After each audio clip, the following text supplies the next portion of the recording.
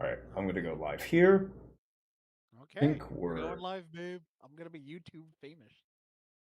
yeah, I think we got almost everything here. Cool. All right. I think I sound fine. Sounds like you Nice. sound fine, and it looks like we're transmitting No Man's Sky just fine. Right on. Begin initialization. Cool. So we're gonna drag this a few layers beneath else. Yeah. Alrighty. So, hey everybody, Gelatinous Rube here. I have my buddy BlackOrobourous here. Tony plays Mako in my ongoing Lancer campaign, and today he is a huge Pathfinder 2nd Edition aficionado, and I'm going to be playing in his game in just a hot minute. So we are running through one of my favorite classes, which is the Ranger. Yeah. Hi everybody. Tony, BlackOrobourous. Probably the same thing on Twitter or wherever you can find me, which is nowhere. But I know a lot about Pathfinder mostly because I do a whole lot of research into games when I start them, and I think that Ranger is a very special class. I think if you're gonna judge a system like a D20 system. Tony, speak into the mic. I'm gonna scream at you. Oh, oh, can you guys hear me? Can you hear me now? A little better, yeah. Okay. Um, I think the Ranger is really good. It's really it's simple, but it does have like this bespoke design behind it, I believe. Mm-hmm. Um, so yeah, if you look at Archives of Nethys, um, the most the first thing that you'll find is the key terms that a ranger would usually use, like flourish, open, press, and the warden spells I think are really good, but they're mostly self buffs. They're like on and off switches for a character. So yeah. Uh-huh. Yeah, we talked about that before, how I'm at least according to Twitter, I'm being primed to dislike the spell system of Pathfinder 2nd Edition. But this is Well, this didn't well, necessarily be the case. the spell system hits and misses with a few people, but that's usually for people that are really into 5e. I think you might like it. Fancy and casting has its perks, but also if you want that more modern kind of casting from 5e, there are archetypes that you can take, like the flexible spell casting. But the ranger, the ranger's different. Its spellcasting is in focus points and focus spells, which are you collect 3 at the very most. One spell gives you 1 focus point, and they recharge every 10 minutes. So unlike spell slots that like you use it and it's gone all day until your next daily preparations, these recharge. Mm-hmm.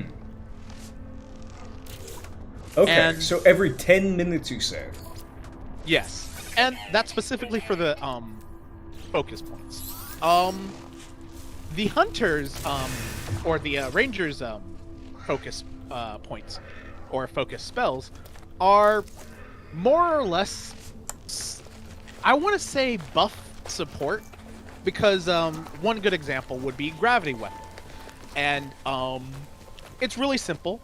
You cast this, and for 1 minute, your strikes, the first weapon strike each round, gains a status bonus to damage equal to twice the number of weapon damage die.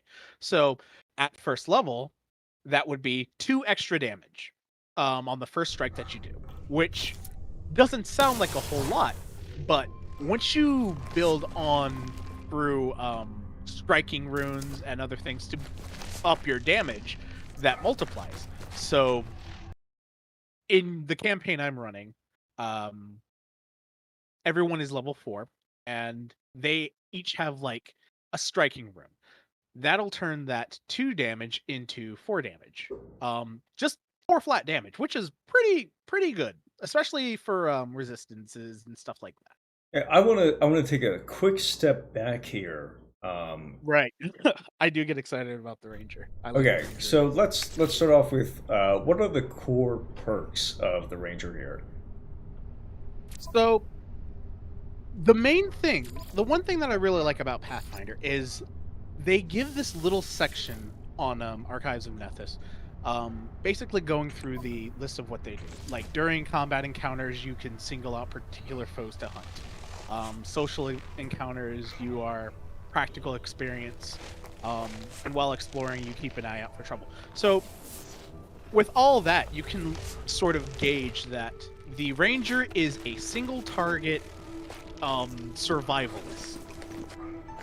So it specializes in Hunter's Mark, which is its main thing, and just laying into one person or one bad guy with either your either a bow or a finesse weapon, or Okay. or one of the least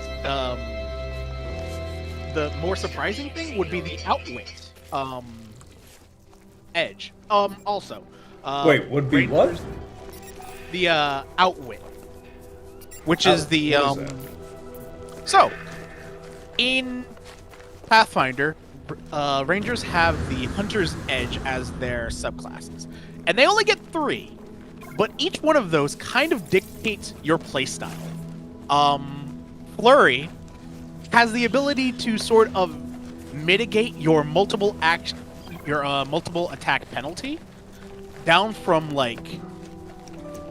from -5, -10 to -3, -4. But with agile weapons, it can be -2 and -4, which Right.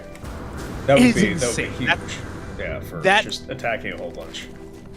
that basically means that they get to and are experts at attacking multiple times, and that kind of lends into the mindset of, okay, if I'm a flurry ranger, I'm going to be dual wielding short finesse weapons, getting in there, just stabbing things, going crazy. The precision is kind of the sniper, because every time you hit a prey in a round, you deal an extra 1d8 additional precision damage. Now, this is And- to be clear, this is another archetype that you're talking about, or subclass. Yes. The 3 things I'm talking about are subclasses: the flurry, precision, and outwit. Precision, it's simple. With your weapon, you will deal an extra 1d8 additional precision damage, which stacks. At 11th, you get a second precision die, and at 19th level, you deal 3d8 extra precision damage, which, with the right thing, with the right build, especially for guns, because rangers can use guns, that's a lot of damage. And the outwit, the 3rd and final subclass, when you're using your hunter's mark, your hunt prey actions, you gain a +2 circumstance bonus to deception checks, intimidation checks, stealth checks, and any checks to recall knowledge about the prey, and a +1 circumstance bonus to your AC against your prey's attacks. Okay. Yeah, they are. I'm gonna stop. By the way, I'm gonna stop streaming this on my. Let's see here. Looks like what is it? No Man's Sky is freezing on my end. All right, so those are the 3. Those are our 3 Ranger subclasses here, and Ranger subclasses. I assume work the same as in 5th edition or in other games, etc. Sort of. Except they don't give you many benefits. In fact, you won't get anything from your subclass until level 17. other than the initial benefits, essentially. Okay. And the benefits can seem kind of minor,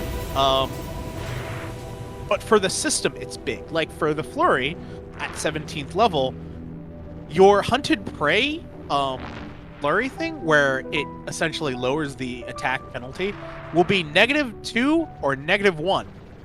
And for agile weapons, it'll be just like -1 and 2 to your attacks, which is mind-bogglingly good. Flurry Rangers are the kings of like attacking multiple times, and they even get feats to attack more than the 3 times. There's, I believe, a level 20 ability that lets a Flurry Ranger attack 6 times in a round,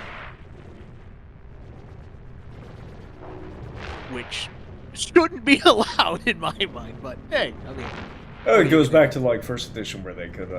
That was their primary purpose, was just attacking a whole bunch. yeah. Precision. Let's see. The second time in a round you hit your hunted prey, you also deal 1d8 precision damage. And at 19th level, the second hit in a round against your hunted prey deals 2d8 precision damage. And your third hit in a round against your hunted prey deals an additional 1d6 precision damage. So essentially, the Masterful Hunter upgrade for the precision would be, yeah, your second strike that turn can benefit from the precision buff that you gain from your hunted prey. The outwit is a little less impactful in my mind. If you have master proficiency in deception, intimidation, stealth, or a skill you use to recall knowledge about your prey, increase the circumstance bonus against the prey with a skill from +2 to +4. If you have masterful proficiency with armor, increase the circumstance bonus to +2 to your AC. So the reason that one's a little weaker is because getting master proficiency is a little hard for all of those skills, so you'll have to like specialize in one of those skills. Okay. Let's see here. Put this to desktop. Fine.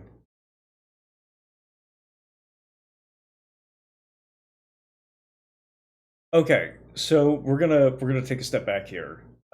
Right. Say we're gonna skip the subclasses discussion because remember, I don't know what a lot of these things mean. So a lot of the proper nouns that you're using, I don't have any specific reference for.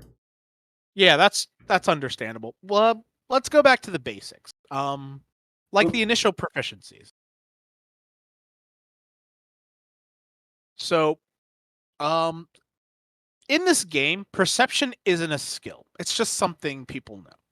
And they start out with expert precision, which perception, which is really good for a class that scouts and everything. They have expert in fortitude and reflex and trained in will saves. Their skills are trained in nature, survival, and 4 additional skills plus your intelligence modifier. So if you're building to a 10 or not updating your or upgrading your intelligence, you'll have about 6 skills to play around with, plus your background and ancestry.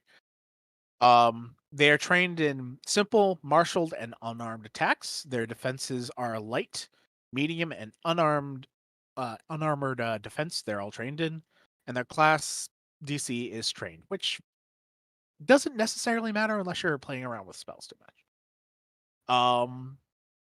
But the biggest thing for them is their hunt prey. You focus your attention on a single foe becoming unstoppable in your pursuit, and this is a concentrate ability. For one action, you gain a +2 circumstance bonus to perception checks when you seek your prey, and a +2 circumstance bonus to survival checks when you track your prey. You also ignore the penalty for making ranged attacks within your second range increment against the prey you're hunting. You can only have one creature designated as your prey at a time.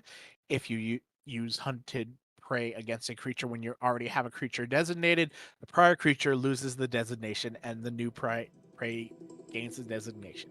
Your designation also lasts until the next day, so it's not like a 1 minute startup shutdown ability. It is a I'm hunting you for the rest of the day kind of thing. Okay. And another thing we should touch on, for people wanting to play a ranged ranger, the increment thing. In Pathfinder, the first range of increments, or the first range increment, is what's stated on the weapon, and you can go beyond that up to 3 times. So let's take a longbow, which has the range of 100, I believe. You can shoot 200 feet away at a -2, or 300 away at a -4. But hunted prey kind of gates this in a way. You ignore the penalty for making range attacks within your sector. So you can, with hunted prey, you can shoot 200, feet away without having to roll a negative, at a -2 loss. Okay. Alrighty. So let's come back to the stuff that rangers can do besides the things that they can do better. Right. So, if we're working with the ranger, what is their? One of the things I told you was I was interested in having a little bit more of a spell-focused ranger. What do we have? What do we have access to as far as that's concerned? Well, the thing about Pathfinder is it's more focused on how you want to play the character than just strictly what's on the paper. So while you can just focus on ranger focus spells, which are good, like gravity weapon I talked about before, which gives you a +2 circumstance damage, healing companions, magical hide for, buffing AC, and snare hopping, which allows you to move a snare from one place to another, which I think is kind of bad, but still useful. Mm-hmm. What you can do is... Oh, I should also explain. Focus spells through this are gained through feats that you collect when you level up. In the system, you gain class feats that every 2 levels you can pick up. So if you wanted gravity weapon at level 1, there you go. At level 4 or level 2, you can pick up Soothing Mist, which is also really good. It's basically like a healing spell, but in the system, positive damage also affects undead, which I think is pretty good. But Right. You wanted to go into spell chemistry, correct? Yeah, I want to go because here's the thing: my core interest, my primary interest in any system, is not necessarily how high I can get a bonus or anything like that. My core interest is in stuff I can do, Right. outcomes I can produce. So let's analyze your character. What do you want your character to do? Like, give me the sort of idea for the character. You want a ranger that could do magic. Probably not as good as a, Aster, but that kind of Witcher vibe of, Yeah, primarily I really like monster hunters. I really enjoy screwing. I really enjoy screwing with monsters. I enjoy screwing with people in combat by virtue of setting up traps or producing traps in the middle of combat. Usually, of course, through the use of spells. That's primarily what I'm interested in. Okay. I'd like to think there are 3 subclasses that can sort of give you that same stuff, I believe. Tony, speak up. Tony, speak up. Ah, Jesus Christ. There are 3 archetypes that I think would very much vibe with that. There's the Cathartic Mage, the Chrono Skimmer, and the Eldritch Archer. We could break down each one of those if you'd like. give me the highlights of each, especially as they pertain to the stuff that I'm looking to do. So, okay. Cathartic Mage requires you to have a Charisma of 14 or the ability to cast spell slots. And these use your emotion. What this one would do is it would give you a spellcasting tradition as a cantrip. So you would gain one cantrip. If you're a prepared caster, you can prepare these spells in addition to your usual cantrips per day. If you're a spontaneous caster, you add these cantrips to your repertoire. But this is more of a growing into a spellcaster. This would basically give you the basic cathartic spellcasting, which would give you the basic spellcasting benefits, which are... Yes, so what are those? So basic spellcasting feat. Usually gained after 4th level, these feats grant you a 1st level spell slot. At 6th level, you gain a 2nd level spell slot, and if you have a spell repertoire, you can select one spell from each as your signature spell. So this would basically turn you into a mini spellcaster, effectively. And you'd be able to use a reaction to you gain the cathartic activation effects listed on your catharsis emotion, which would be, oh my god, I'm sorry, I'm rambling a little bit. Yeah, for the catharsis. Remember, I'm just trying to keep track of things that I can do. Yeah. The cathartic mage is a little bit more complex. It bases itself off of your emotion, and it gives you a sort of ability based on the emotion that you pick. So if you used anger, it would give you more... It would affect how people are able to move. Like, if you are grabbed, immobilized, restrained, you can attempt to escape. If you succeed, the creature or hazard imposing the condition to you takes force damage. So it sort of like breaks you out of like immobilizing effects. That one is pretty good, but spellcasting can be a little hard in general. But the other ones are a little bit easier. Chrono Skimmer, I think, is more up your alley because the first thing that it does is it messes with the initiative of the game. You can basically say, hey, I want to destabilize the timeline or stabilize it.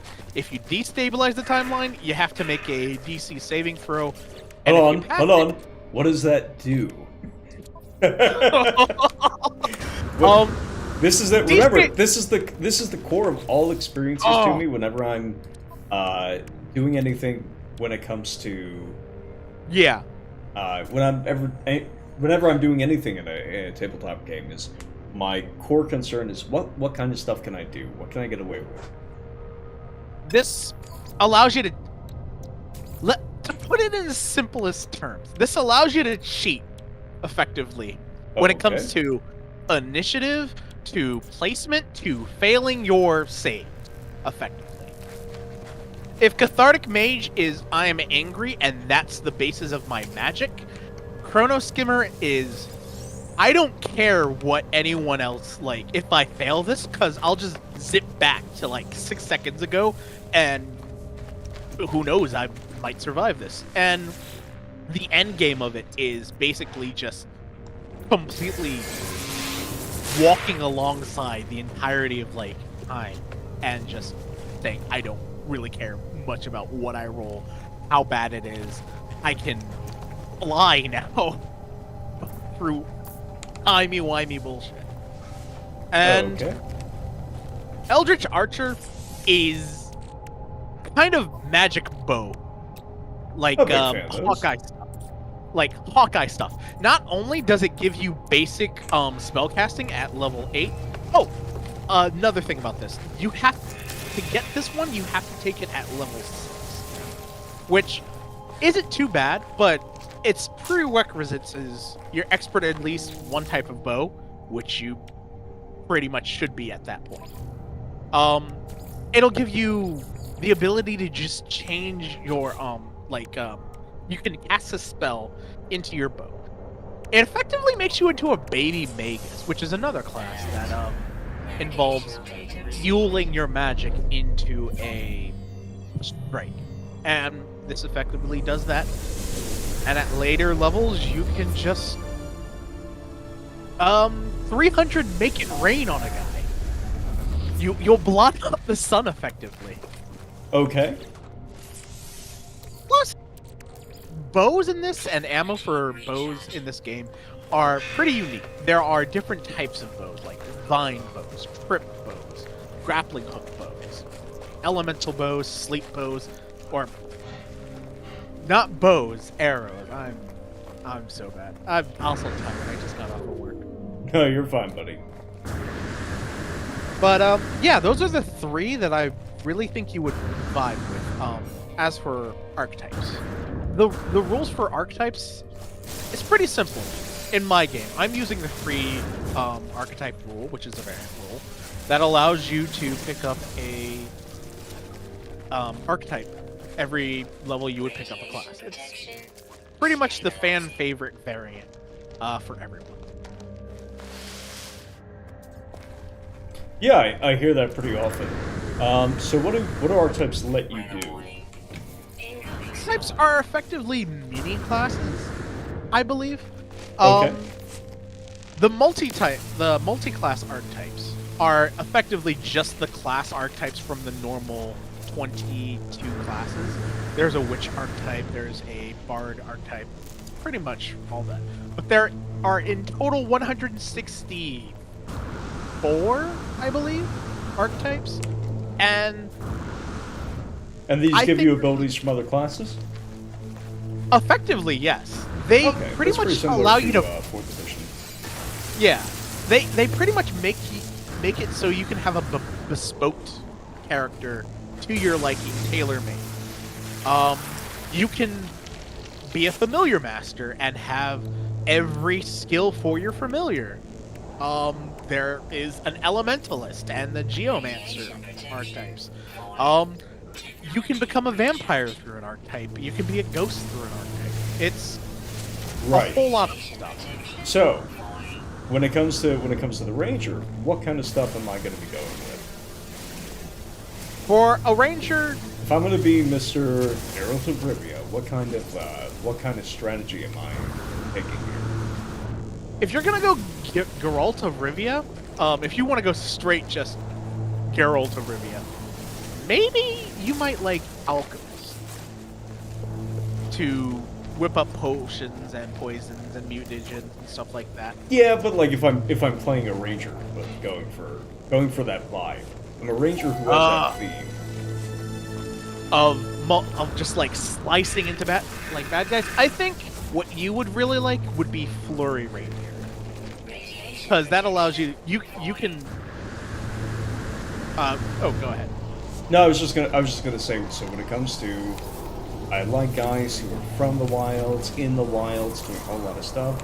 They have a little bit of magical ability, primarily martial, but the magical stuff that they do make use of pretty heavily increases their chances of success. Usually by giving them some kind of either protection or debuffs on the enemy or inflicting conditions, stuff like that. If I'm starting from the ranger's base, how much of that needs to be from the ranger, and then how much of that am I going to be investing in archetypes if I want to produce those outcomes? Okay, that's understandable. So, when it comes to the magic part of this Geralt of Rivia kind of build, it would primarily probably come from archetypes, but the chassis of the ranger and its feats allow for the same kind of experience that you would get, like of the basic combat of Geralt of Rivia. If that makes sense. Sure.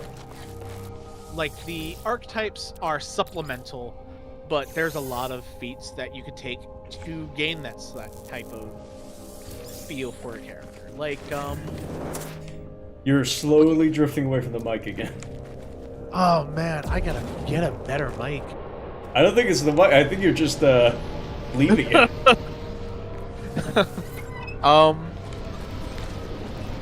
What you could do, the focus point spells, the focus spells, also kind of give this buffing ability. So if you want my suggestions, I would take Gravity Weapon at first level for a feat, which gives you the Gravity Weapon spell. And if you're going to, depending on your ancestry, the human ancestry allows for Natural Vision, which gives you another first level feat. Magic Hide, or wait, no, not Magic Hide. Oh wait, no, Magic Hide is only for your companion. Oh, okay. Okay, so Gravity Weapon would be one that you would want. Focus spells, and could you remind me what gravity weapon does? Yeah. I think I got lost earlier. On your first strike of a weapon, you make each round, you gain a status bonus to damage, equal to twice the number of weapon damage dice you have. Okay. And probably at second level, you would probably want to take Animal Feature, which has the ability to sort of like change your body for 1 minute, and you can take this and gain Cat Eyes, which gives you low light vision. Claws, you gain a claw attack that deals 1d6 slashing damage and has the Agile, Finesse, and unarmed traits. Or Jaws. Oh, sorry. You gain a Jaw attack that deals 1d8 piercing damage and has the unarmed trait. At fourth level, when this is heightened, and heightened spells, to explain, are you casting them at a higher level. Focus point spells and cantrips are automatically heightened. So when you're able to cast a fourth level spell, you'll be able to just cast these at fourth level, which for this, Animal Features would give you Fishtail. You gain a swim speed equal to your land speed. Owl Eyes, you gain Dark Vision. Or Wings, where you can fly for 1 minute. Right. So stuff that's a little less on the I guess that kind of stuff is a little bit more focused on traversal or yeah, most of backup the weapons and stuff like that. Essentially, the Animal Feature. Where's the stuff like Hunter's Mark and Snaring Strike or Hail of Thorns? So, Hail of Thorns. That's a good one. Those would be categorized as spells, but Hunter's Mark. That I believe is just built into your I think we went over Hunter's Mark earlier, but like stuff like Ensnaring Strike. Those usually would be spells, and there is ways to gain these spells.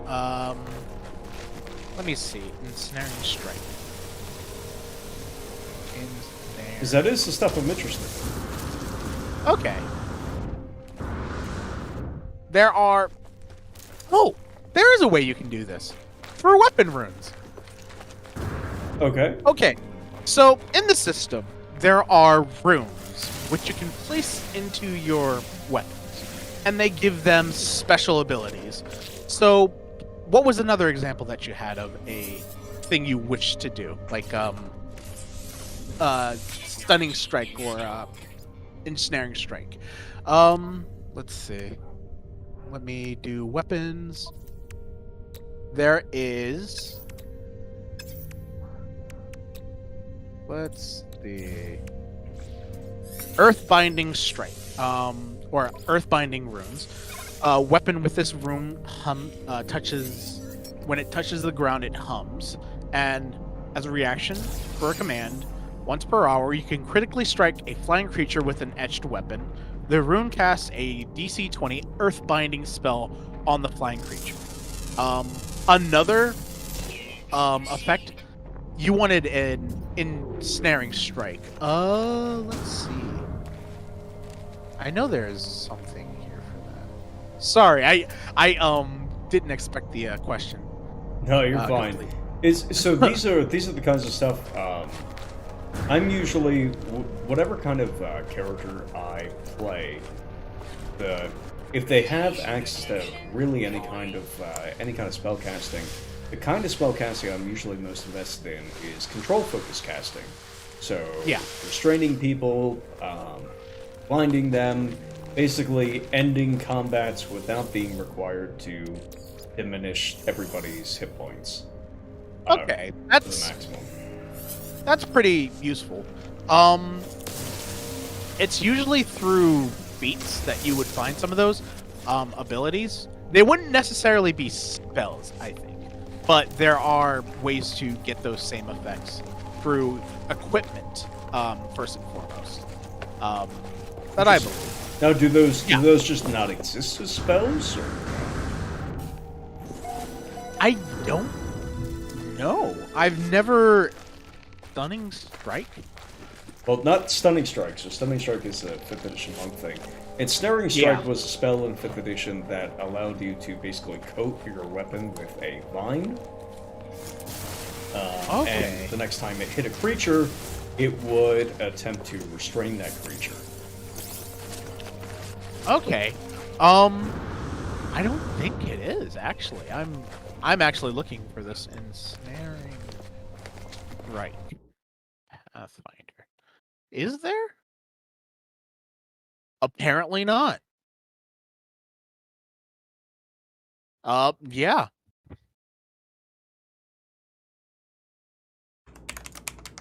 Yeah, there's no ensnaring strike in Pathfinder. That's actually surprising. So, in that regard, I don't think that Pathfinder has that kind of thing. But that doesn't mean that there's not that classification of a spell. Right. That's Like, down a what are some of the spells that your characters cast in game, especially if you have any primal casters?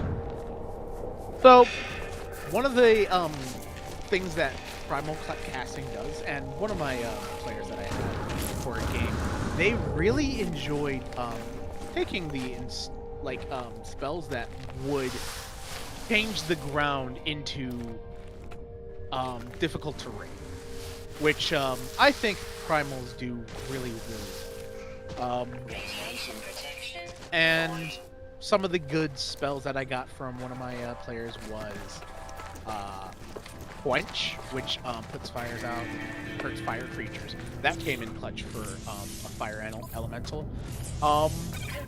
And most of the primal stuff is based off of elemental damage. You really start finding those more tangling things in primal, like You're drifting away from the mic again, just to let you know. Oh jeez. Entangle is one of those spells. Plants and fungi in the area entangle creatures. The area counts as difficult terrain. Each round that creature starts its turn in that area, it must attempt a reflex save. On a failure, its movement speed is cut by 10 feet, or until it leaves the area, and on a critical failure, it is immobilized for 1 round, so it can't really move. But for your question when it comes to like slowing down and control stuff, you can also do that through maneuvers simply by like shoving, tripping, stuff like that. Conditions are very important in this game when it comes to battlefield control. So a good example that I had is last session my players fought a dragon. They were completely like outmatched by the dragon until they started using teamwork effectively. The barbarian grappled the dragon because she had the wrestler archetype and kind of pile drive the dragon, and when it was prone, everyone sort of just jumped it, because when you're prone, you're flat-footed, and when you're flat-footed, you take a -2 to AC, meaning that they could finally hit this damn dragon.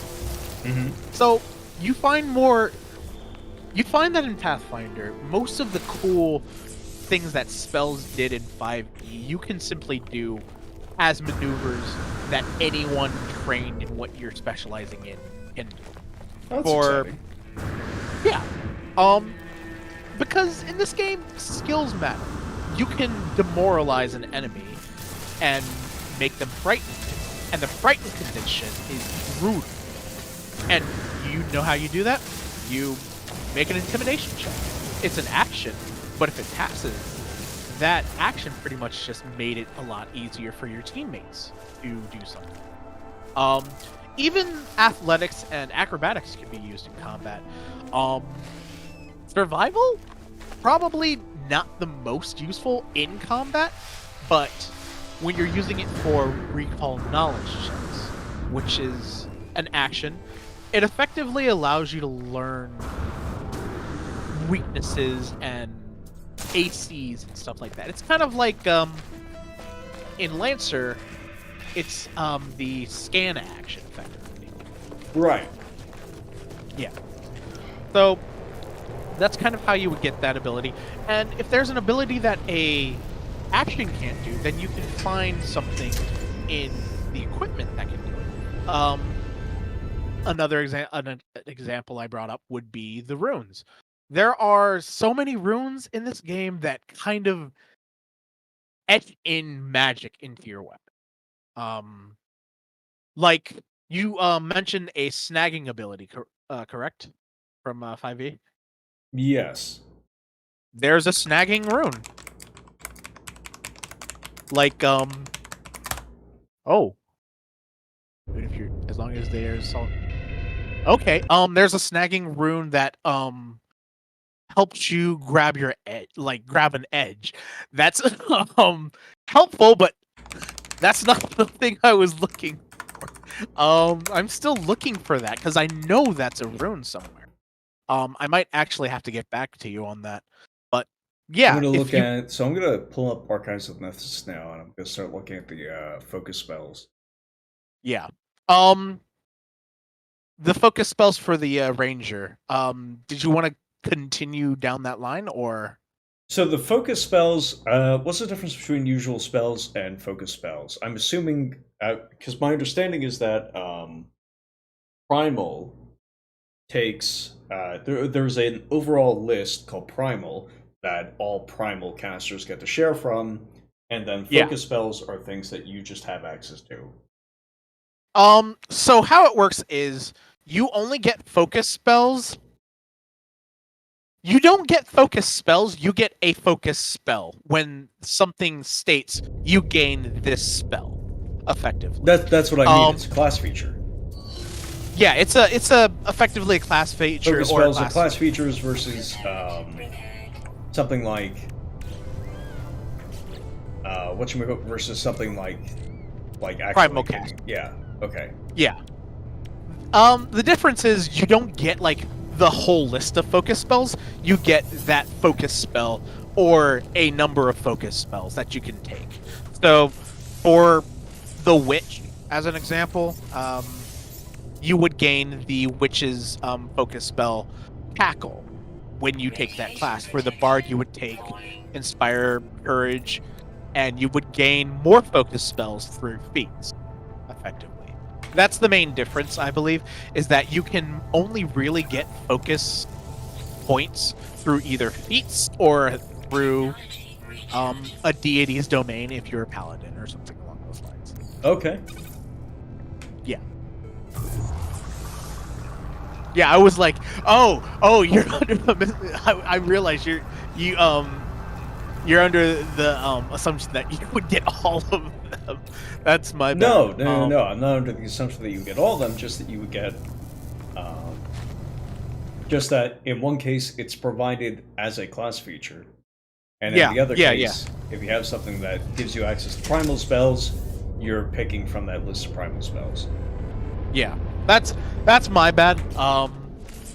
Luckily for you, Hunter's Mark or Hunt Prey isn't a primal spell. It's just an ability that you get. You can do this all the time, effectively. So let's look at... Okay, so the primal spells, if I want to get access to Well, hold on. Yeah, can I get access? What kind of spells lists can I get access to if I am a ranger taking feats or taking archetypes or stuff like that? Is that going to be only primal spells, or is that going to be some of the other ones? It depends on what you take. Like, let's keep it simple. If you were to take the wizard archetype, you would gain access to the arcane spell list.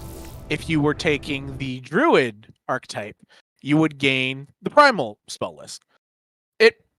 It also doesn't mean that you are locked out only to those. In some instances, like for taking multi-class archetypes, if you are already a caster and you took another sort of education or another archetype, like a wizard and a druid can have primal and archetypes. But to go beyond that, a lot of spells overlap between different traditions effectively. I would have guessed that. So let's look at some of the primal. Damn it, where do I find spell? Oh, here we go. Yep. It's on Focus, sidebar. primal. Just primal. Okay. I I feel so stupid. Every time I click this thing, it disappears. Okay, we're there.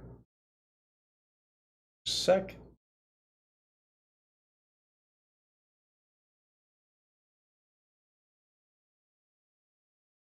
Again. Cool. Archives of I'm Madness. gonna scream. Every time I click on it, it basically folds the menu back up. It didn't do this for the divine list. It is for some reason only doing it for Really, that's weird. What you okay. can do is you can go to the divine list, and then there's a little bar at the very top that has all the spell traditions. Yep, there we go. Cool. Okay, so we got primal cantrips, primal first level spells. Alright, let's see here. Air burst, breadcrumbs, aqueous blast.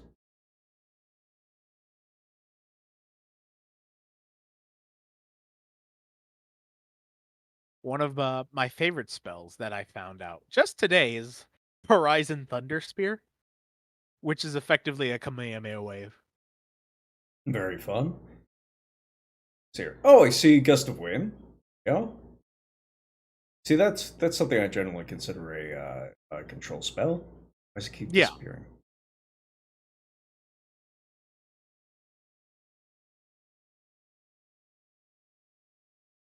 Let's see here. Nettle skin. That's pretty. That's without trace. Pretty interesting. Tether's also a pretty decent spell, which appears on arcane and primal traditions. Heather. It's effective if like you want to stick to a person effectively. Huh. This is yeah, no, this is similar to Ensnaring Strike at the very least. Yeah.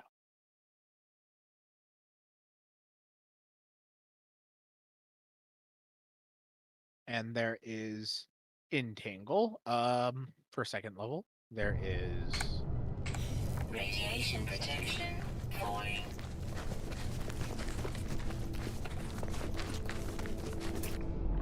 Call down action. Rhyme Slick Babies. And Web. Classic control spell.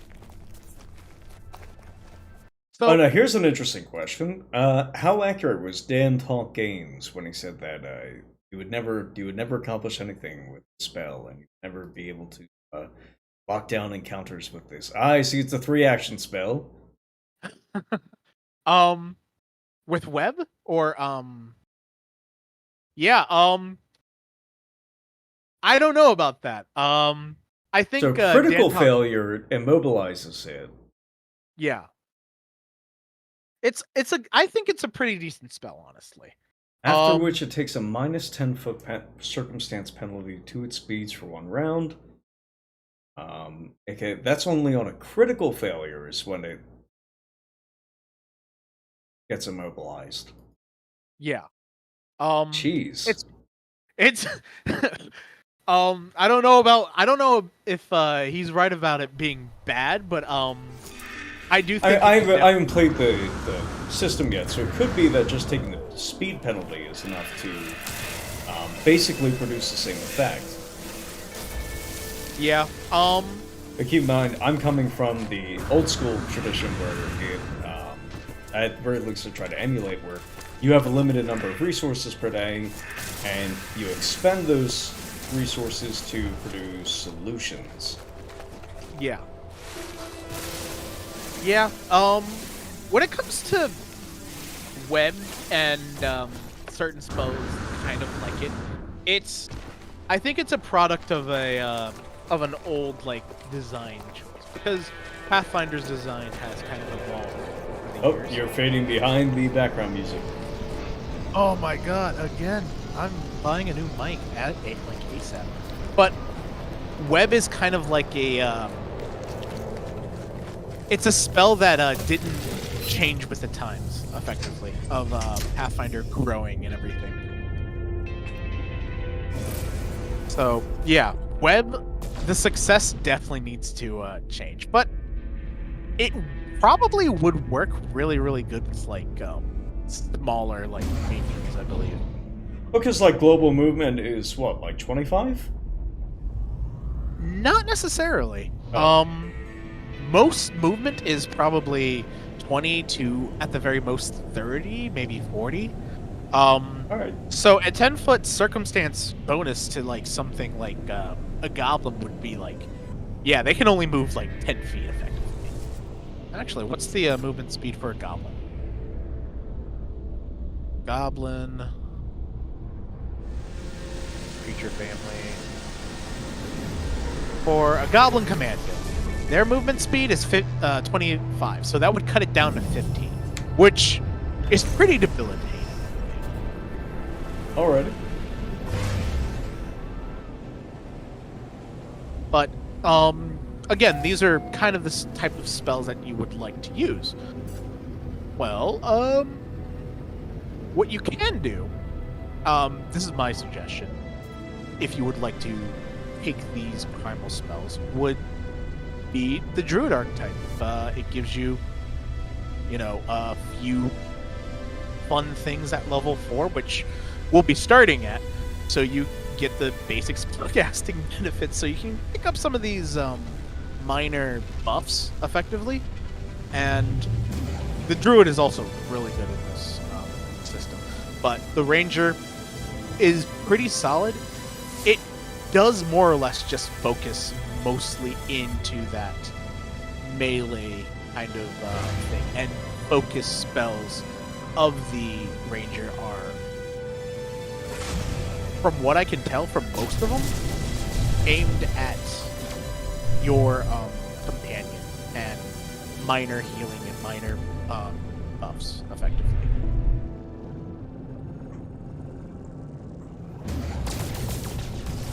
Okay. So if I wanted to, what spell list would you say has the best control? Setup? So all 4 of them have really good control. I believe that occultism and primal are the best when it comes to that, because occultism is more buff debuff, like throwing blood in some poor guy's face and hurting him that way. But primal is your classic, I call nature down to affect the battle terrain or something along those lines. Yeah, if you want, there's another thing about my campaign is kind of special that you'll be joining. You also kind of gain a free spell. Okay. So, if you go to settings and you go to domains, you can pick one of these domains to take. And when you take one of these domains, and my thing, this is completely like my setting specific, so this is definitely far from the norm. You can take the first domain spell effectively, and the nature domain has. Navigational data received. I think you might like this. Vibrant Thorns. Domain, nature, cast, somatic, duration 1 minute. Your body sprouts a coat of brambly thorns that can harm those that strike you and thrive on life magic. Adjacent creatures that hit you with a melee attack, as well as creatures that hit you with unarmed attacks, take 1 piercing damage each time they do. Anytime you cast a positive spell, the damage from your thorns increases to 1d6 until the start of your turn. This is heightened up. The damage increases by 1 and 1d6 after you cast a positive spell, which synergizes really, really well with a spell that rangers can cast. The where is it? Details. It synergizes really, really well with Soothing Mist because that's a positive spell. Oh wait, yeah, that synergizes really well.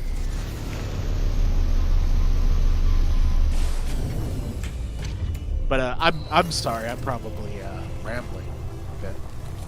You're fine. So if we're looking at oh,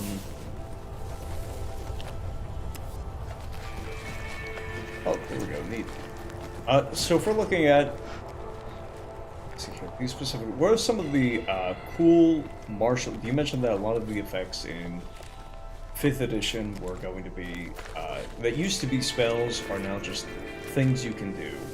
What are some non-skill examples? Okay. So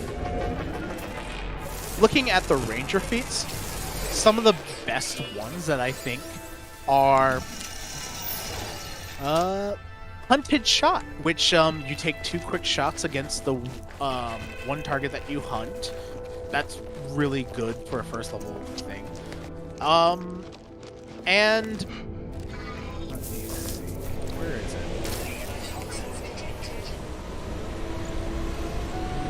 There is Wild Empathy. It effectively allows you to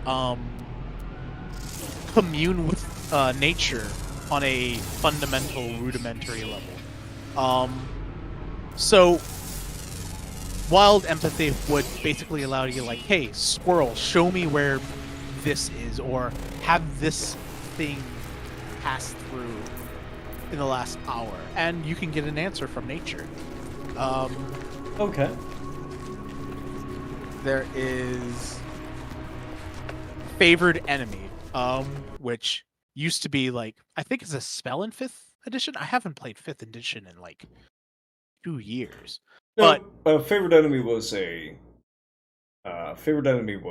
class feature. yeah. Favored Enemy effectively kind of works the same way, but when you roll initiative, you see the enemy that belongs to the chosen category of animals, beasts, dragons, fungi, and plants. You can hunt prey as a free action. It basically saves you some time. Hmm. Some good examples of spell abilities that have kind of been rolled into these things would be.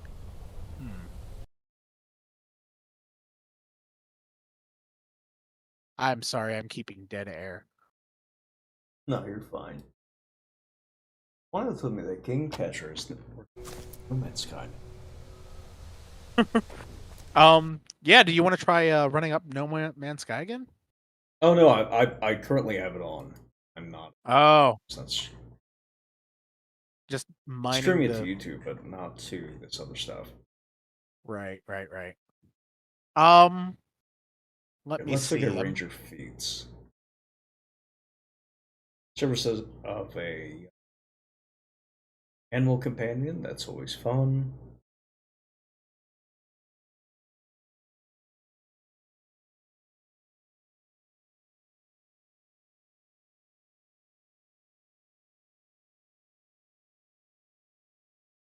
Magic hide. That is magic hide. Where is that? Oh, it's a spell. That's a warden spell. One thing that I really like, and depending on your build, would be far shot. It effectively just doubles your range increment. So back to the longbow, you would be able to shoot something from 200 feet away, and with hunt prey, Oh you god, can shoot. I really fucking hate these feats in 5th edition. I get so annoyed by discussions. Yeah, but I could shoot somebody from 1,200 feet away. I'm like, I don't. it's not that extreme, but it's No, like no, 400 feet is wild. no, it's So not extreme at all. Because my default assumption in these games is I'm fighting in a dungeon or I'm fighting in a combat area that is like at most 100 feet wide. yeah. The last session that I had was probably about maybe 200 feet, but that was like in a horde of like dragon gold and stuff. So, um, yeah, Scout's warning is pretty decent for pointing out like things. So you visually aid people to grant them a +1 circumstance bonus to their initiative rolls. Depending on whether you use a gesture or a call out, the action actually gains the visual or auditory traits. So if your rogue is stealthing and they're behind cover and you use a gesture like, soldier gesture or whatever, they won't be able to gain that bonus. But if you call out, then they would be able to gain the bonus. It's pretty cool, especially if you want to be more stealthy. Um, let's see. Yeah, I'm Oh, having whoops. it. Looks like Ranger might not be the one to go to here. It Yeah. looks like they focus more on its martial elements, which is fine. So I definitely you, don't want to try Wizard.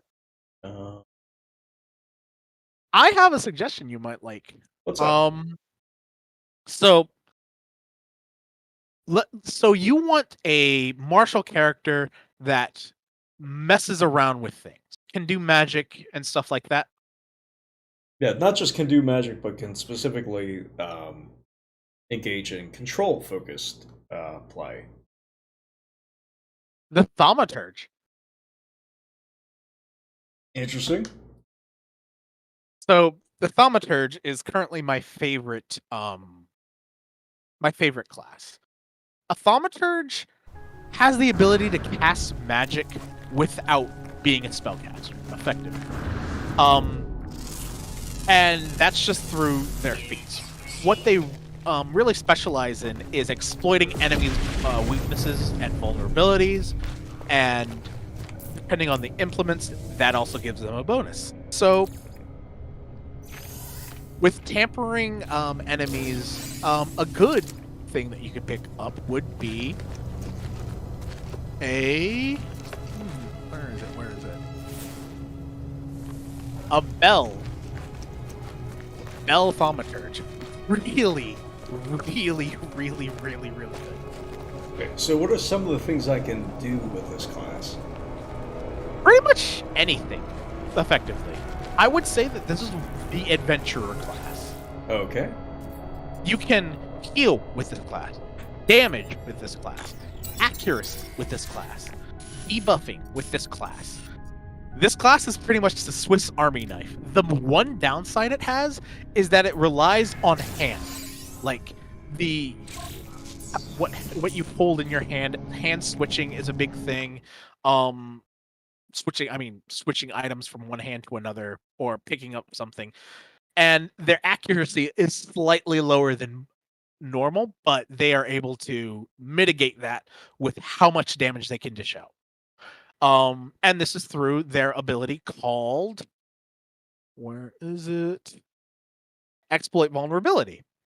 So, effectively, the Thaumaturge uses a skill that it has called Esoteric Lore, which is an automatically advancing skill. It will become legendary automatically once you level up. And depending on how well you roll for it, you can pretty much learn everything about an enemy. And the only way you won't be able to proc off exploit vulnerability is if you critically fail. And I think this would be a good chance for me to explain weaknesses. So, in this system, weaknesses and vulnerable kind of aren't like how it's in 5e where it will deal like double damage or something along those lines. There's a value next to the weakness, like value of 5 to fire. So weakness 5 to fire. And whenever Right, so you it's gonna hit deal that someone, extra. It's gonna deal that extra damage to him. yeah, when you hit someone with that element. And what the Thaumaturge is able to do, it's either able to find your weakness, and if you do not have a weakness, it will create a weakness. So the weakness would usually be, let's see, a mortal weakness, and that would be even through the blah, blah, blah, blah. Oh, personal instances. It would be 2 plus half your level. So it would be weakness 4 to rage damage. And every time you hit that creature with that more personal antithesis, it will proc that. Mm-hmm. And when you do find, if something does have a weakness, a natural weakness, you'll kind of just like find something on your person, like shavings of silver or a burnt out torch that you could relight to do that damage. So you're most likely going to just be dealing more damage than almost anyone on, like more consistent damage is what I mean. It's a very consistent class, and it's a very modular class because its feats are pretty much all geared to talismans, which is an item in an item classification in Pathfinder, and scrolls. Let's see here. Let's make me select this little log thing. Get these tutorial missions. So I just took a quick list at the arcane list, or a quick look at the arcane list, and I'm seeing a ton of stuff that I think fits with my general appeal to stuff like control. Like, here, I see command, color spray, charm. Deja vu was a really interesting one for Yeah, forcing a creature to do the same thing again. yeah. The Fear. the arcane, I think, is like the jack of all trades, I believe. Like you I won't see. find, Like I'm like, seeing stuff like grease. Let's hear. Does grease still knock people prone, or did they get rid of that? let me check. Or fall prone? Yeah, awesome. Yeah. Tree object. Huh. The funny thing is, you'd be able to do pick from, if you're going with a thaumaturge, hypothetically. If you take scroll thaumaturgy, you're not limited to one tradition. You can use any scroll, even scrolls at higher levels. So you could, as a level 1 thaumaturge, pick up scroll thaumaturgy, find a fireball scroll, and cast fireball.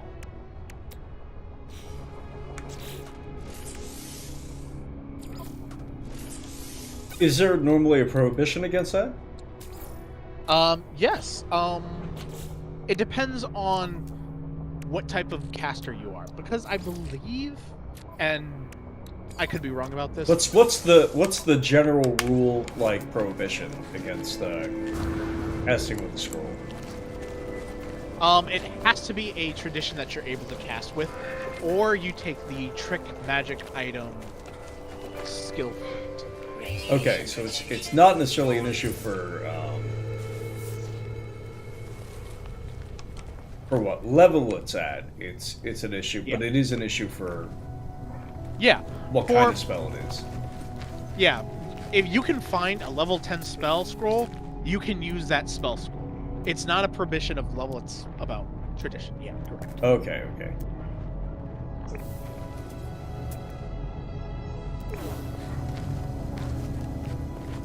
Let's see. But if you are looking for more arcane, Wizard's always a good choice, but I'm pretty sure you want to stay away from Wizard. Well, no, it's just I didn't realize that some of the spells that I was looking for. Again, at first examination, I normally hate when people do this. They just kind of examine something for the first time and immediately react to it. But like when I see a spell like Web, I'm expecting that to like, at least for people who fail the save, it's going to at least partially shut down the encounter for them. It seems like that's less the case here. But again, I could be wrong because there's like a lower global movement in Pathfinder. And there's another thing about spells. Some spells have the incapacitation, and those are the spells that shut down combat. The trait itself. I remember Dan Talks to Game complaining about this. Yeah. It's basically. Let me read it out for verbatim. An ability with this trait takes a character completely out of the fight or even kills them, and it's harder to use on a more powerful creature. If a spell has the incapacitation trait, any creature of more than twice the spell's level treats the result of their check to prevent being incapacitated by the spell as 1 degree of success better, or the result of any check the spellcaster made to incapacitate them as 1 degree of success worse. If any other effect has the incapacitation trait, a creature of higher level than the item, creature, or hazard generating the effect gains the same benefits. So let's look for a example.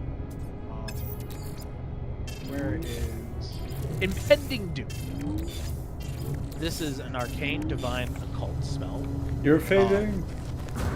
Oh my gosh! So, Impending Doom. It's got the incapacitation trait.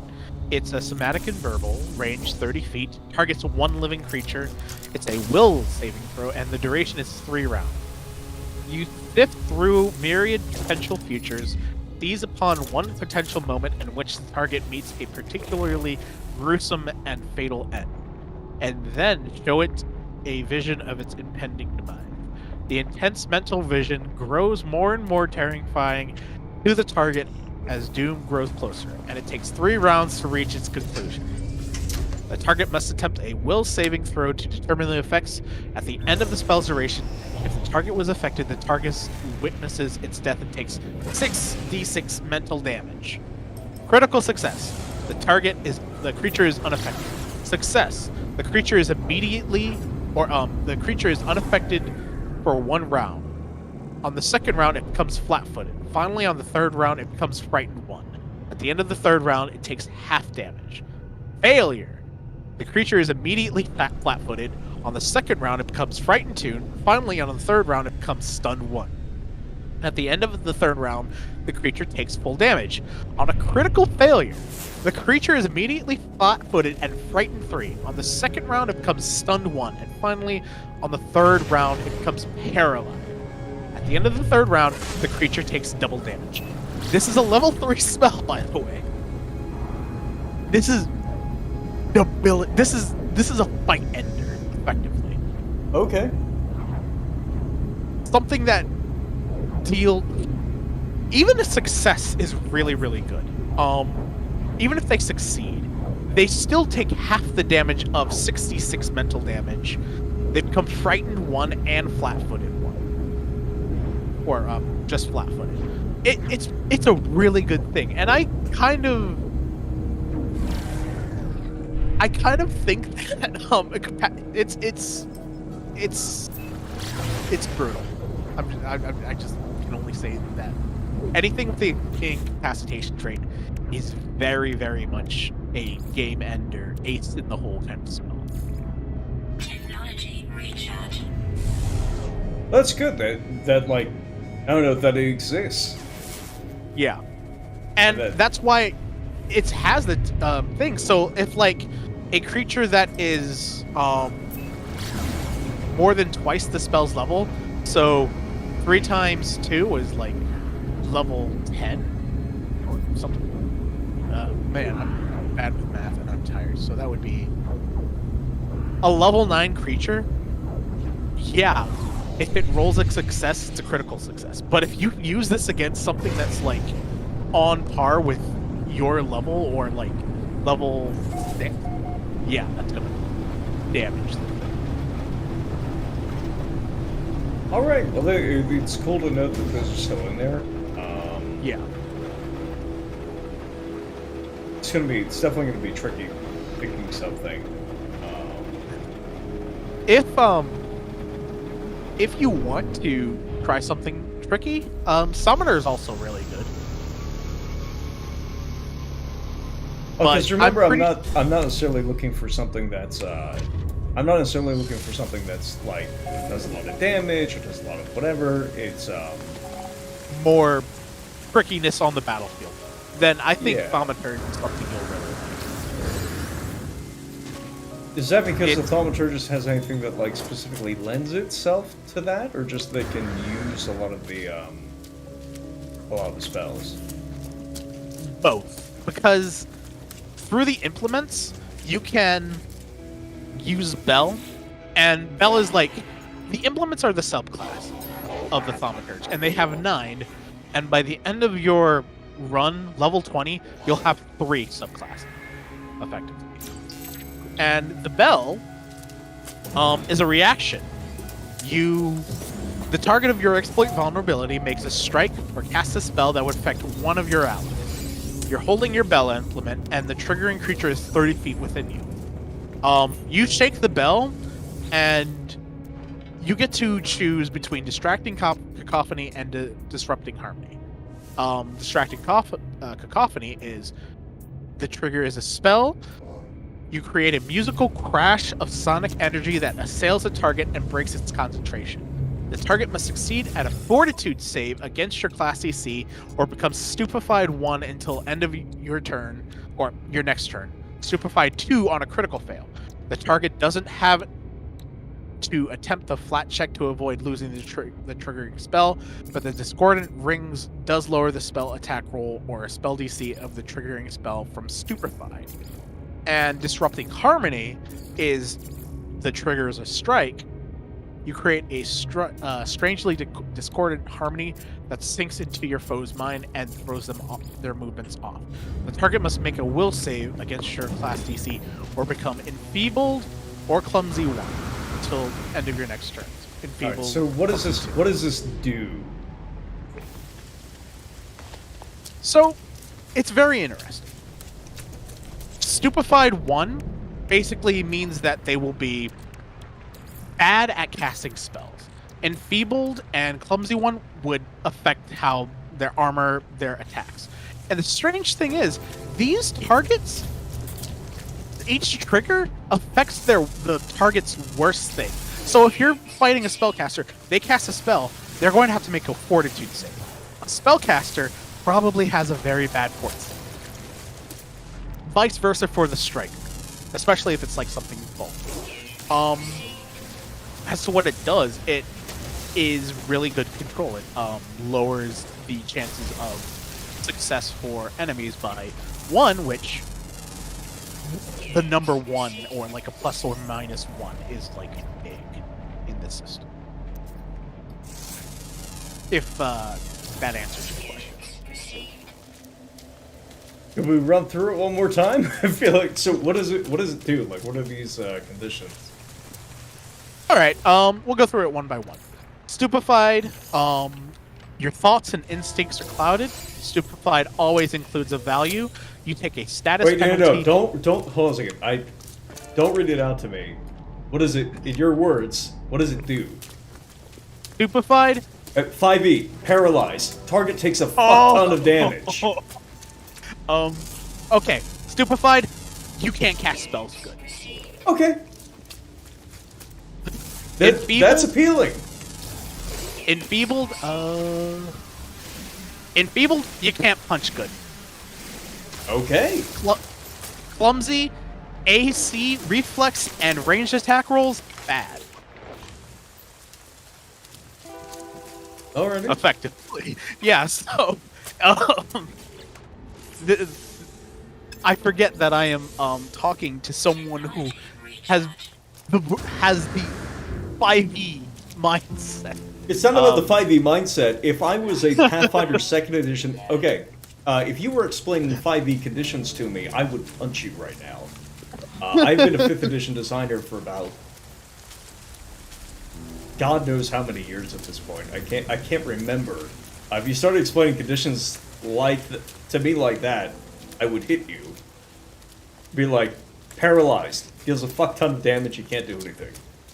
I'm so used to, like, talking about this to a person who has knowledge about the system. So, that is all my bad. Completely understandable.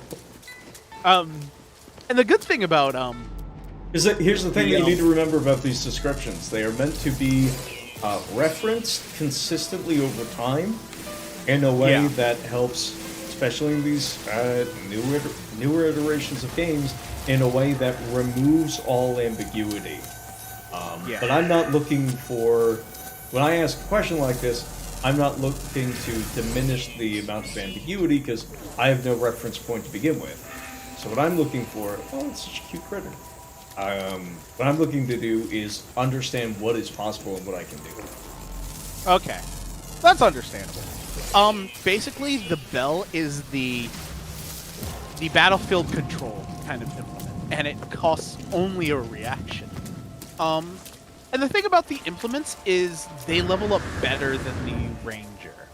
So there is the initiate benefit, which gives you this basic thing of if a spellcaster casts a spell on me, they can't cast spells better or gooder anymore. They dumber now.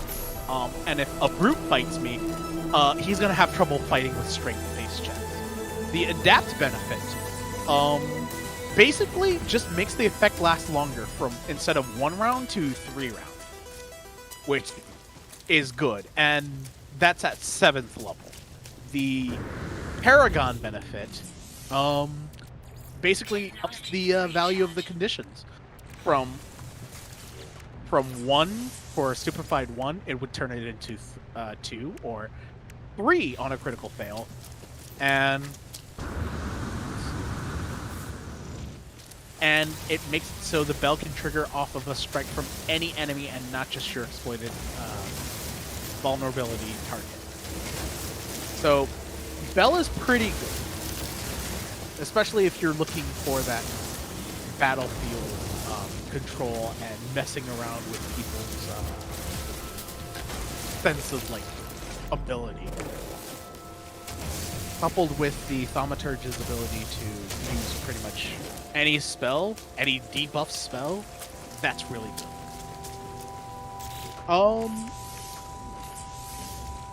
Give me 1 second. I might be away from the keyboard for just a few seconds. Alright, fun. I'll be right back.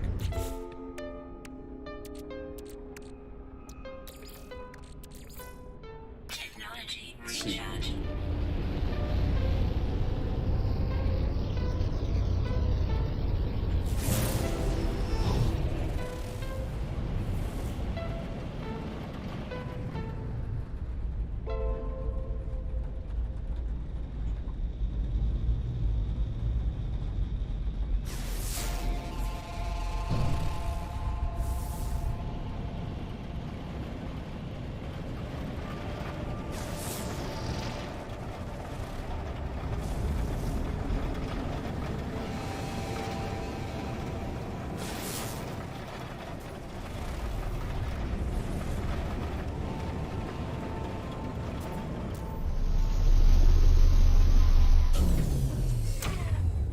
Sorry about that. The cat kind of wanted to do its own thing.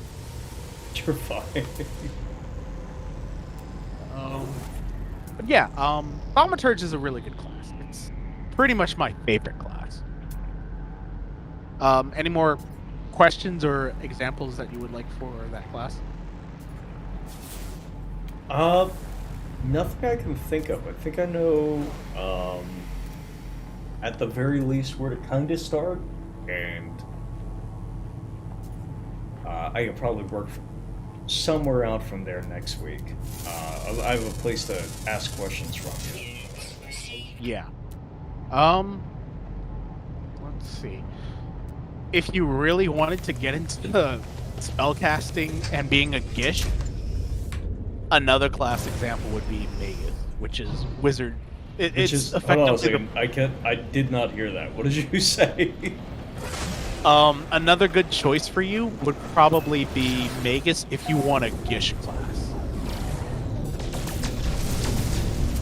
Oh. Interesting. Yeah. One of my players currently is a Magus, but he's probably going to be a champion soon. So, that's what happens when you touch ancient artifacts from a dragon's hoard. And Magus is the wizard blade singer, effectively, but better. If 5e made a Magus, it would be like the blade singer, effectively. Oh. But with better armor, better weapons, and better everything. Yeah, more cool shit to do. Yeah. The studies for it is the subclass is based around the type of weapon you'll be using. The inexorable ire basically is a great X, great sword, or polearm user. Laughing Shadow is single-handed weapons like rapiers and daggers. The Sparkling Targe is actually what kind of stuff really can these guys, just briefly, what kind of stuff can these guys do? Their main thing is like fueling attack roll spells like Firebolt into their weapons and striking with it. They are the damage dealers of a class. So a good example would be. Wait, so is that all of them for the mages, or is that Effectively, yeah. Okay. All of them, their main thing is spell strike, which Right. is I put magic into my blade and I strike and I roll the damage for both sources, so both spell and your attack. The main drawback to this class, though, is the action economy is very bad. And so, also, it doesn't really sound exactly what I'm looking for. No, I didn't press that. Ah. Yeah, the spell strike is a 2-action thing, and the only way you can fuel up for a spell strike is like you have to pre-game to get the spell strike going. So you need to Arcane Cascade, spell strike, or Arcane Cascade, move around, do other stuff. It all depends on Arcane Cascade, which is the ability to sort of pre-game your Magus. It'll get a bit of an extra damage buff, but without spell strike, it's pretty much just like a worse fighter. Let's see.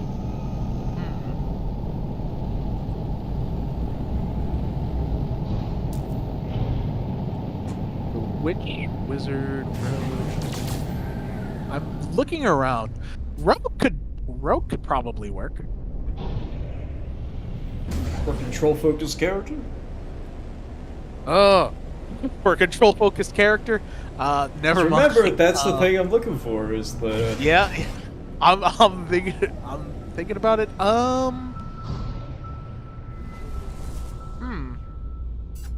Druid or Bard?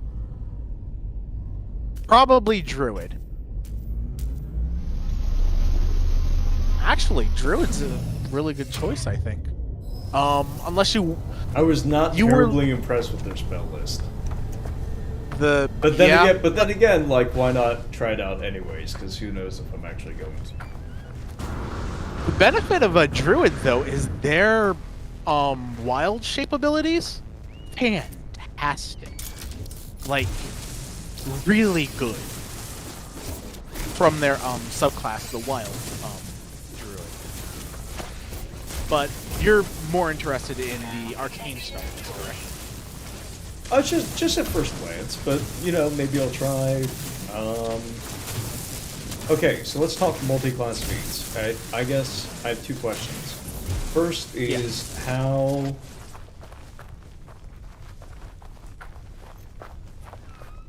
I have a few questions. First, how likely are these spells to, in general?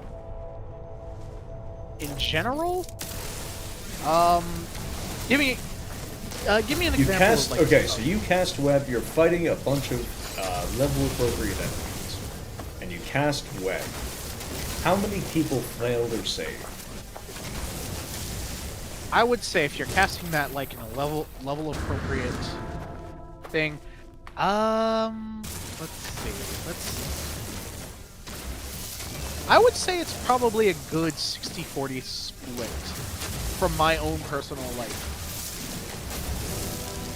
experiences. I feel like web does matter. If that's what you're asking, if like web matters and if like it's effective, I feel like it does have its uses. Because web as a 3x, web is kind of a bad example, but yeah. Right, but like, you get what I'm saying. Choose an example that's probably, I guess, more effective. That's like level appropriate. That like, oh, this seems like a really good spell for somebody who wants to try to keep the enemies on the other side of the field. I want to split the encounter. I want these guys locked out, kept out of the way for at least a little while. Can I do that with spell? Can I do that with spells plural? Yes. If single spells have been like cut out a little bit, you know? Actually, I think I can defend web. I think I can defend web pretty good. So, the problem with people's misconception with web is that they look at the critical success, critical failure things when they're missing the point of the entire spell.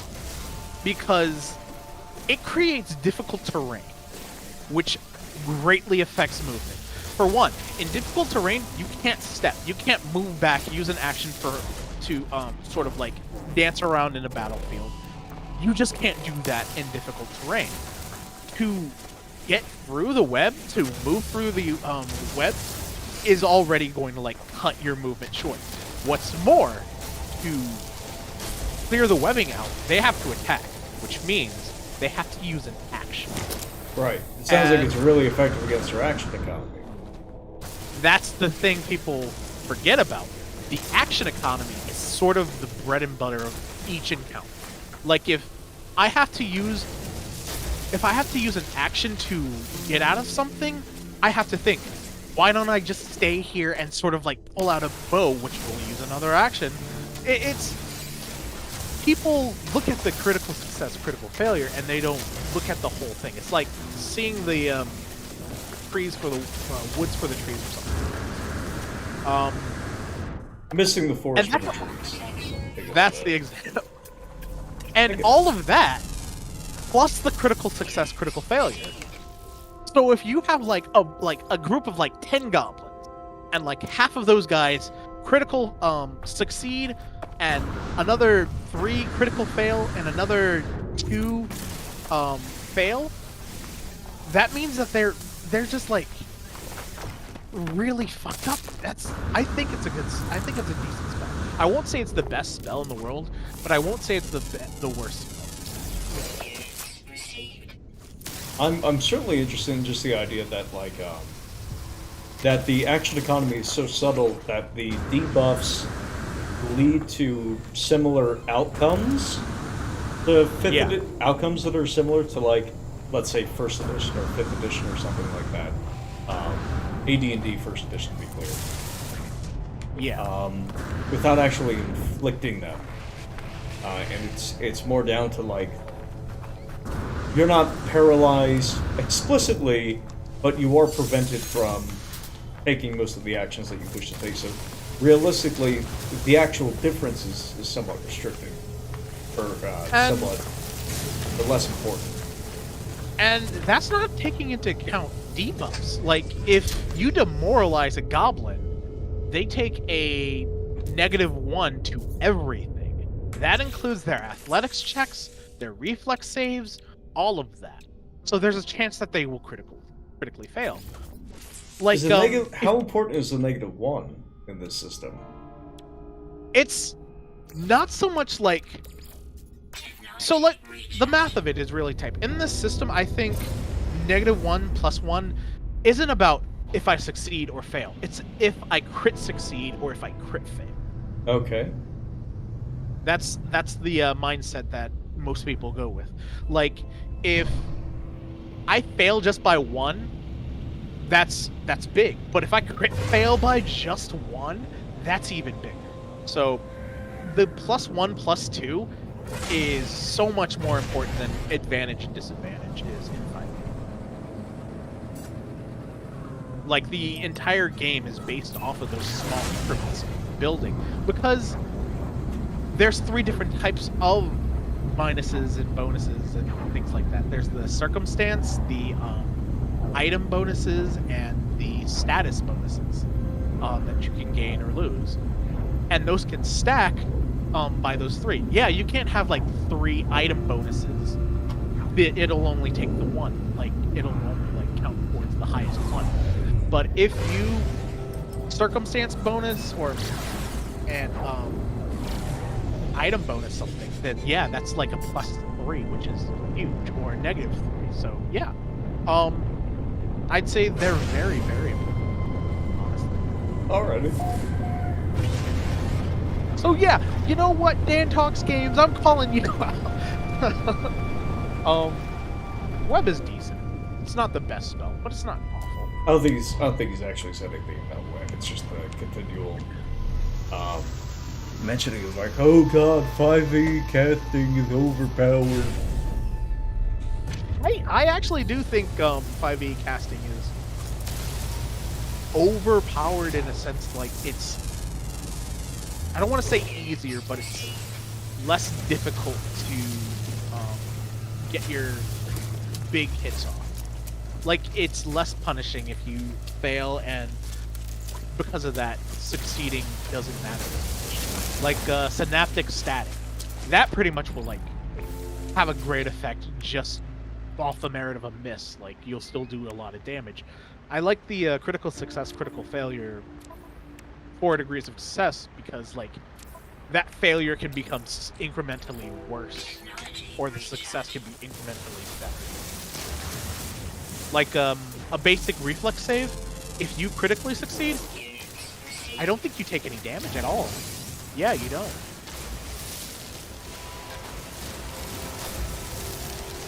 Yeah, things tend to be a lot more punishing on the hit point side for 5th edition spellcasters than anything else. But even in the case of big hits, I mean, nowadays I run almost exclusively high-level games, and I won't say that everything flips,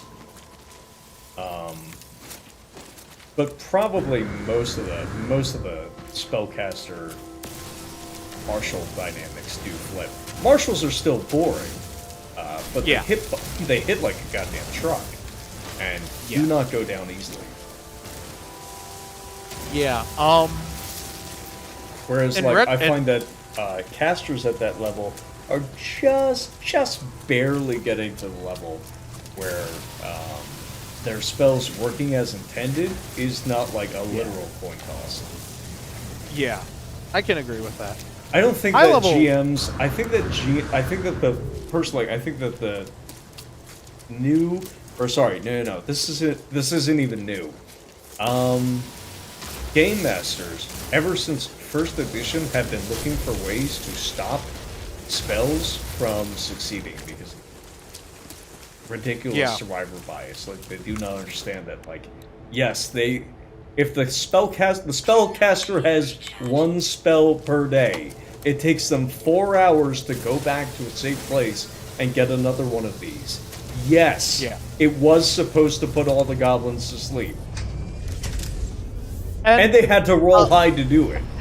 And that attitude has more or less persisted to that they shouldn't be able to do that.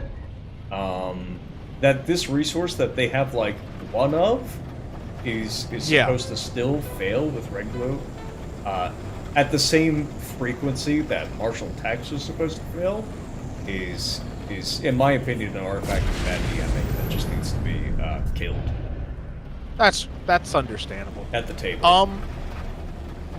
In Pathfinder, it's kind of different because, unlike 5e, where it's so hard to get magic items, like it's so hard, they give out magic items like crazy, and a lot of That's people awesome. complain about magic users as being completely weaker, not having proficiency things or items or runes for their staves or something, when the GM would be giving out staves, wands, and scrolls out the wazoo. That's kind of like the mindset of a caster. Is like, I should always have like a really good spell casting staff, a bunch of wands for all the little spells that I don't want to cast, like a wand of water walking because you don't want to use your spell slot for that, and scrolls just filling my pockets. That's essentially like how That's I awesome. That is first edition AD&D like proper play. That is kind of like the mindset. The one thing that I really like about Pathfinder, Assuming you're not playing in a mudcore game, which nowadays most of the OSR is. like it takes inspiration from like the old ways, in a way. Leadership.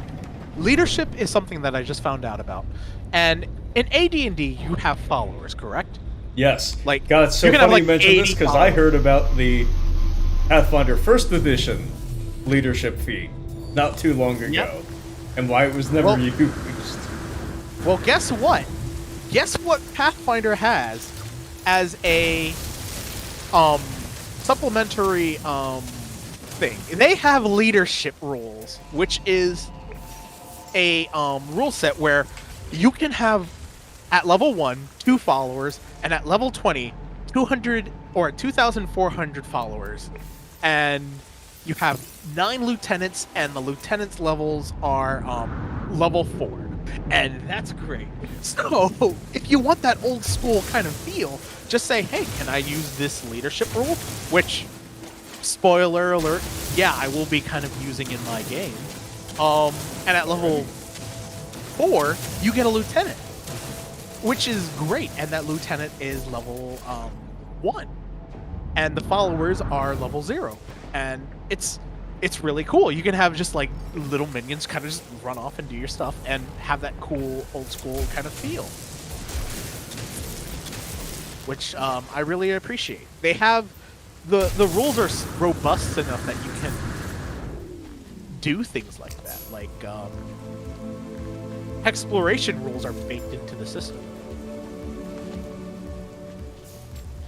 And let's see, another great one is victory points. This was the thing that you were talking about in your Discord, where you wanted to use the Eder caps, correct? Yes. But use it in a more unique slated way. for this Monday, actually. Yeah. If you wanted to mix up how your encounters run, the victory point system is fantastic. Which you can customize how it operates. So, let's see. Effectively, what the victory point system is allows you to like sort of gamify the game even more. So you can have a victory system where the Eder caps are basically all over the forest, and you need to get a certain amount of victory points to successfully navigate it. and you can have like a skill check game within that to really great successful degrees. Like let's say you need to roll survival to navigate carefully, or call out a skill like thievery or stealth. And if they succeed, they gain 1 victory point. If they critically succeed, they gain 2. Critical failure is they lose. The PCs lose 1 victory point. This means that the result of the PC's check usually results in the parties gaining either 1 or no victory points. However, specialized PCs have a solid chance of earning the party 2 victory points, and hard-brained schemes have a fair chance of losing the PC's victory point.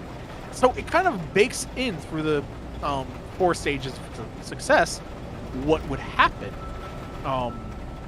And let's say if you dip below 5 victory points, the Eder cats will like wake up and it'll start a normal encounter. But if you wanted to avoid an encounter like that, just set a value where they have to reach. It's really, really good. I really dig the victory point system.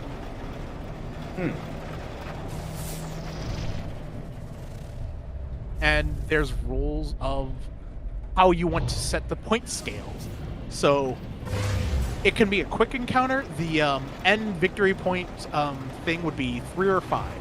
Or it can be adventure wide and at the forefront. And to win the campaign, you need 5 victory points. And these can be arbitrary, like capture this fort. That's a victory point. Defeat this boss. That's 2 victory points. It's a very like simple yet robust kind of subsystem.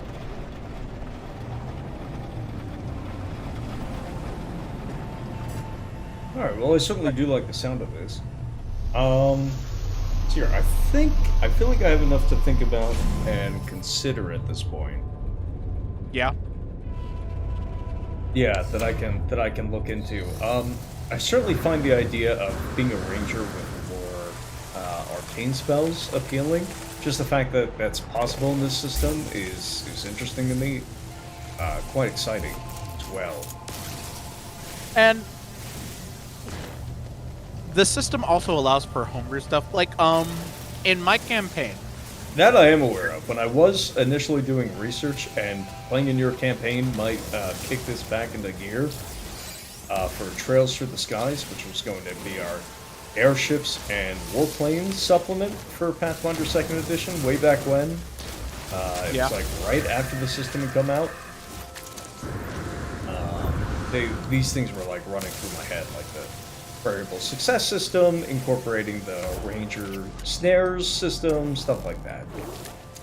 the vehicle system is also pretty decent in this system.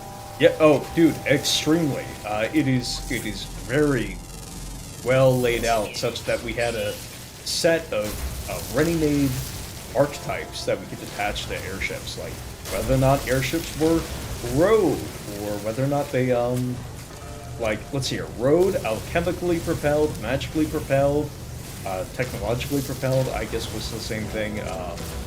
There were basically, like, I think there were 5 different things.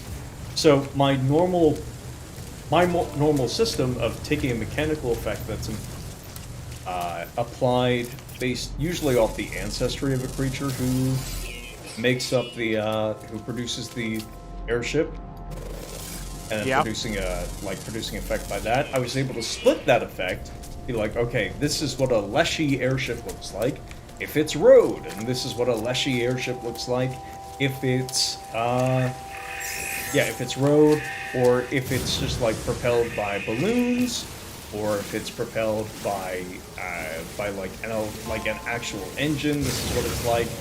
And that saved us so much time in development that we basically immediately started moving over to things like, all right, well, what would, again, for example, like a Leshy warplane look like? What would some of the templates look like? What would some of the... This is something that we were able to get to fairly quickly. What would, like, a faction-based airship pattern start looking like? Yeah. That we were just able to skip so much work that I normally had to do for 5th edition. It was really exciting.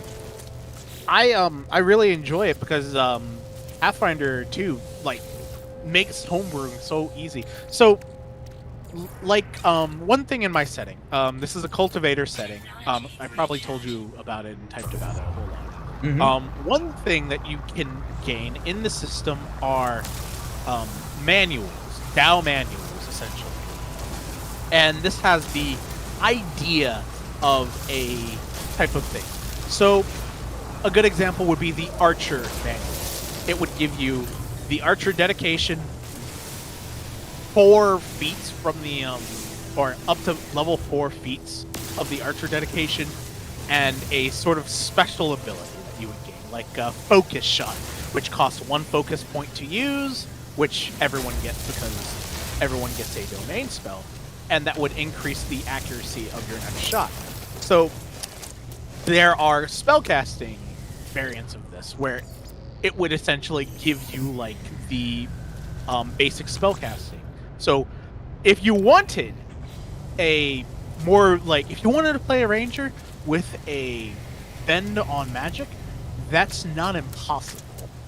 But it's not impossible in the sense of rules as written, but it's also extra not impossible if your GM is just able to just say, yeah, sure, I'll whip up this simple thing and it'll give you the archetype for free and a couple feats for it at your level, essentially. All this to say, yeah, if you really want some arcane meddling around, it's not that hard for me to do for you. Great Sunday. All right, man. I want to thank you again for coming on. I'll probably see you. What's up?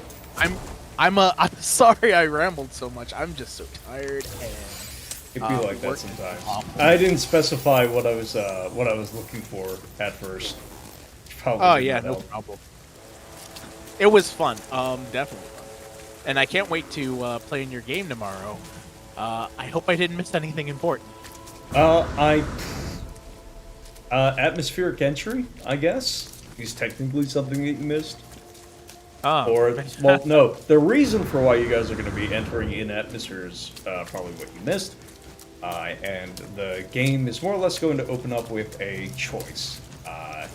Exact consequences of that choice are not going to be revealed to you immediately. Or necessarily the purpose of it, but I will tell you guys out of the game that, like, yeah, this is basically going to influence what missions are available to you guys later. Certainly no shortage of content, so you guys don't have to worry about missing anything. But I think you guys will enjoy it. Right on.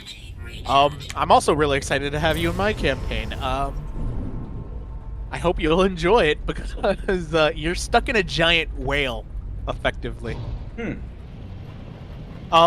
Yeah, the Orem is, yeah.